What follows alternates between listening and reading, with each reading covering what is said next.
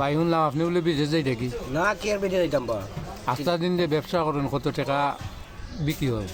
ও দৈনিক 8-10 হাজার টাকা বিক্রি হয় বিদেশে যাইতাম 3 লাখ টাকা খরচ করে 1 লাখ টাকা কামা লাগাইতাম আমার বিদেশে তো কাটাইতাম আমার দেশত তো আরাম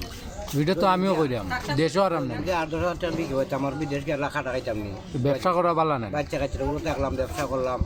মন আনন্দ থাকলো মন ফুর্তি থাকলো সবচেয়ে বড় সবের লোকে দেখা সাক্ষাৎ হইল আমার বউ বাচ্চা বন্ধু বান্ধবের লোকে দেখা হইল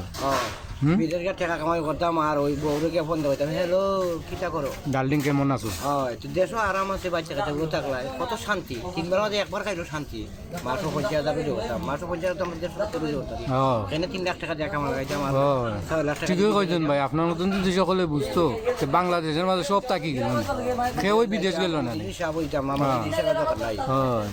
আমি আমার নর্মাল মতো আছি আমার শান্তিতে চলছি আচ্ছা ভাই বিমান উড়ার দরকার নাই হেরারে কেউ বিদেশ থেকে আইতো হ্যাঁ বিদেশি তারা গেছে আর আয়োগ দিয়ে আয়োগ কিটা করতো ব্যবসা করতো আনন্দ করতো ফুর্তি আমোদ করতো বাচ্চা চৌরতা হয় হয় ঠিকই আছে